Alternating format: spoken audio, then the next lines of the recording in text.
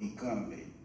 The traditional model where people work all their lives without building ownership, investment, or entrepreneurial capacity is becoming increasingly difficult. There's nothing wrong with working a job. Many of us started there and continue to work honorably, but we must also recognize the importance of building businesses, creating assets, and positioning ourselves economically for future generations. Economic empowerment is not only about making money, it is about creating stability. It is about creating opportunities for our children. It is about ownership. It is about legacy. And this is where the chamber becomes critically important. A chamber of commerce is not simply a title or an organization around the world. Chambers are engineers for economic development. They connect businesses to opportunities. They provide networking platforms. They advocate for businesses. They help attract investors. They create partnerships. They educate entrepreneurs. They become bridges between communities, governments, and institutions. Unfortunately, many of our people have talents, ideas, and dreams, but they lack structure, mentorship, visibility, and access to resources. Many businesses struggle not because the owners are not hardworking, but because they do not have access to the right networks, information, partnerships, or financial pathways. This is why today's forum is very important. This business forum is not just an event, it is a platform.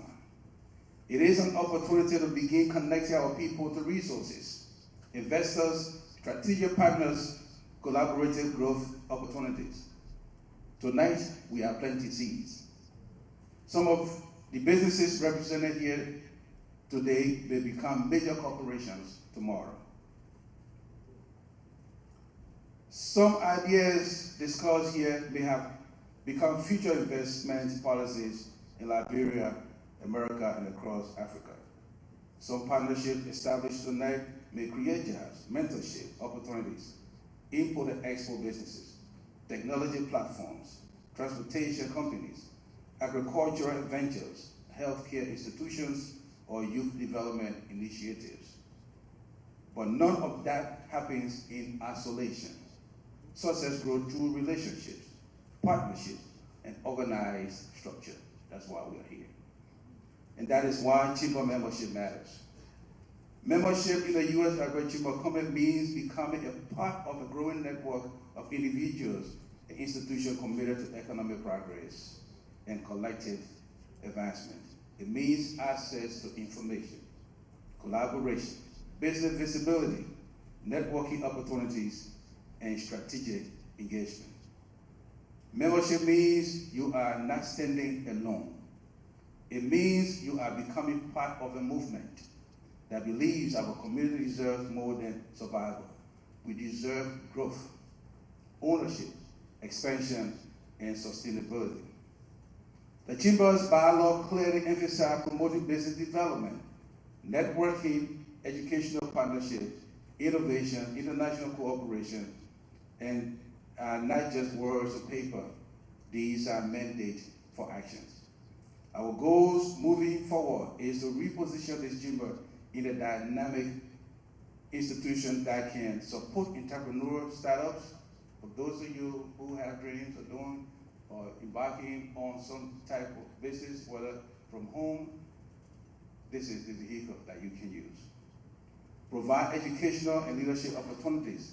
Connect investors and businesses. Today, I received a call from the government of Liberia that asks if we can provide 5 solid businesses for 5 years tax holiday. That is the work of the chamber. Encourage youth entrepreneurship. Most of our young people here, they have talents. They're educated, but we're not putting them to use because we're fragmented. Create strategic partnership between the diaspora and Liberia. We are disconnected in so many ways. Besides the $800+ million remittances that we send to Liberia every year, what else are we doing? We're sitting here when multinational companies are taking over our national resources. We need to act. There's no need to sit back and watch other people profit for our resources. Ladies and gentlemen, we want to move beyond talk and move towards implementation. We're not talking today. We keep talking, but what are we doing? We want this chamber to become a respected institution that businesses can rely upon for support, direction, and collaboration. And we can make it happen, my people. We are over, I don't know how many thousands Liberian here. Everybody want to get up in the morning, go to work, do the 9 to 5, come home, do that the next day, for years on end. And what are they getting? Nothing. When they retire at 65, they've already spent. No more usefulness of them. But we stand at a critical stage in our national existence as citizens of Liberia, West Africa, and Africa in general. We have a youthful population. I did a study some time ago. Within the next 10 to 15 years, major economies around the world will be retiring their people.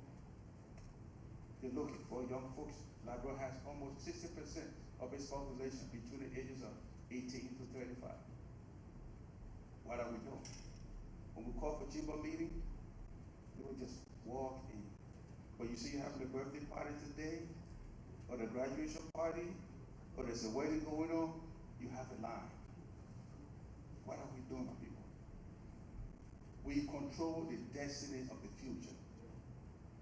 And as such, we may take heed and act now. For me, I've been here 38 years. I came here as a young man, went to school, acquired all the education, 4 master's degree, finished a law degree. But I still got to get up every morning, get out there to hustle. But how long can you continue to do it? All of us sitting in this room. So this is the opportunity for us to organize ourselves, to look ahead with positive attitude. The chamber is a vehicle we can use. And I don't want to be too long, but I will have my vice president for operation. He will give you more information, Mr. Musa Traore. And here with me is Mr. Lamin Bana. Lamin is from Sierra Leone, but he's committed to the chamber and most of our own Liberians. And he runs an institution that gave out a lot of money. But when you talk to our people to come and just sit and listen for these type of information that are very valuable and useful, they tend not to. But having said that, I want to say thanks for listening. Let me have Mr. Traore to give you more of what the chamber will do. Thank you. Thank you, Mr. Gibson. Good evening to all of you. Again, my name is Musa Traore. I have been involved with small businesses for the past 10 years. Got a grant with the Philadelphia Department of Commerce through the African Cultural Alliance of North America, a kind many of you are familiar with. And that grant was intended to support small businesses in our community. But there's a little history there. Because if you walk on Woodland Avenue, everything from Liberia, you can find it there. Even down to what we call potter, something they call moin moin. Everything. So, about 10 years ago, the Department of Commerce wanted to support our small businesses in Southwest Philadelphia. And it came about when the health inspectors walk into our grocery stores. They found food that they are not familiar with, and some of them smell. They are not labeled, they are unlabeled. And it became a whole different issues in the city. What we saw was the Department of License and Inspection were just shutting down these businesses because they did not know what this food meant to you and myself. They are cultural, ethnic products that we are familiar with, but the health inspector in Philadelphia in particular did not know these things. So Commerce Department decided to hire somebody who can relate to this product and the business owners. By the way, I can give you statistics of businesses on Woodland Avenue, about 391 small businesses. Emu Avenue is about 190. Chester Avenue is about 98 small businesses. And of course, Baltimore Avenue is about 112 small businesses. So I'm giving you this data because I work with these small businesses, close to 700 small businesses in Southwest Philadelphia. And because there were lack of funding, we have to come in. And it was true that we thought about establishing the U.S. Liberia Chamber of Commerce in 2018. Because we noticed that there is a Ghanaian U.S. Chamber of Commerce, there's a Cameroonian U.S. Chamber of Commerce, the Malian, the Guinean, and everything else. So we decided to start the U.S. Chamber of Commerce as well.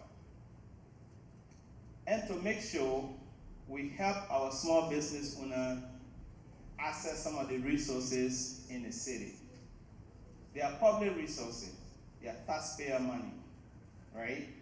But because there was language barrier, and sometimes our people have the inferior complex, they were afraid to reach out to the Commerce Department to make sure that they too have access to some of these funding. Some of these fundings are grants, some are loan, but it helps you. But the important thing is, why small businesses matter in our community. Of course, they are the backbone of the economy. We all know that. They create jobs within our community, right? So these small business owners need and deserve all the support. And don't just see the support as putting product on a shelf. There is a whole different thing called business technical assistance. BETA, those who know about this, is a whole different thing in the city of Philadelphia and perhaps all over the U.S. That there are got to be people who will provide the technical assistance for small business owners. By the way, small business owners are some of the hardest working people in the world. They put in between 12 to 18 hours, right? Just to make sure their businesses sustain. And that number of hours, if you are not strong enough, you cannot make it. So as a result, it takes between maybe 1 to 5 years to actually determine the survival of these small businesses. If you can't make it, you will go underneath the water. And most importantly, if you don't have access to resources, forget it. It's a done deal. But we need our products. We need our food, our ethnic food. And by the way, it's not just about African immigrants now. It's about near everybody, even those that we met here. They are more gravitating towards our own cultural food now than anything else. The reason is we have importers now, we have African business owners now that are bringing those products into the city of Philadelphia and all over the U.S. You will be surprised to know that people take U-Haul from North Dakota to come down here in the city of Philadelphia and take palm oil and other ethnic products because it's even more expensive there than here in the city of Philadelphia. So how do we support the small businesses in the city? This is where the chamber comes in and your membership comes in. Because you know someone that I don't know who is struggling, have a business mind, or already have an established business, but struggling for resources. And we know where some of these resources are and how we can help them to apply for it. This is why the chamber is important, and this is why the chamber came to being. In fact, in 2008, right after our formation, we also helped to form the Woodland Business Association. It is a non-profit organization today on Woodland Avenue, bringing business owners together and to disseminate information among business owners. Because many of us know about SUSU. During the COVID, it was difficult for some of these small business owners to have access. two things happened that I know of. I went to M&T Bank on Woodland Avenue. I said, look, my business owner are your customer. They bank here. Here is the COVID. They don't have resources. Can you help them with some money?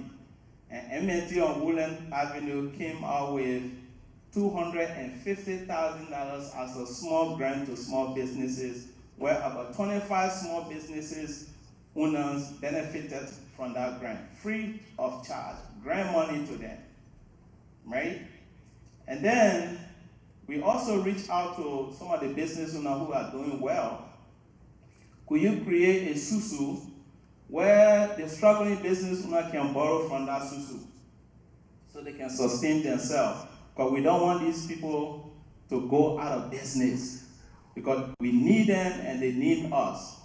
And they went together, arranged a susu, and we monitored that susu, and they were helping those struggling businesses to be the first to take the money and rotate around to help them sustain their business. And today, some of those small business owners now are importing 2 to 3 containers from the continent of Africa to here on Woodland Avenue. Any of us sitting down here can decide to be a small business owner or even to be a business owner. You just need to sit down with somebody who has a technical knowledge. And of course, we got Lamin here, who has been with Women Opportunity Resource Center. And also, I brought some information. If you are already a small business owner, these are some of the resources that you can take advantage of. Bear with me. There's something called the CREO. It's called Commercial Real Estate Acquisition Loan Program, with a very low interest rate of 6.5. The Commerce Department, if you see a commercial property as a business owner and want to acquire that property so that you can start paying rent to another landlord who lives in Manhattan in New York, you own your own business place, you can apply for the funding. It's up to $350,000, and Commerce Department will help you to acquire that property. There's something also called the Catalyst Fund. The city of Philadelphia realized that there was some excess money, about $5 million in excess money. And the idea was, let's give this money back to small business owner in the form of grant. Once an eligible business is qualified for it, you apply. Of course, there are requirements. If you want to get more information, I will leave it here with some folks. You can see it. But I've seen business people that I have worked with in the city of Philadelphia, some of them got up to $50,000 in grant money, and this is ongoing as we speak. There's something also called the Storefront Improvement Program. So you have your storefront, but you don't have enough money to improve the facade or the outlook of your storefront. You can apply for this money. Could be up to $10,000 to $15,000, where the Commerce Department will give you that money so that you can help to improve your storefront and drive the foot traffic there, because the more your storefront is attractive, the more inviting it will be for customers. There's also something called the Business Security Program, Camera Program. This also is about $3,000. When you apply for it, the Commerce Department will fund up to 75%, and you, the business owner, put some equity soil in it, maybe about 25%. You put that in it, and you get security camera to monitor your business through.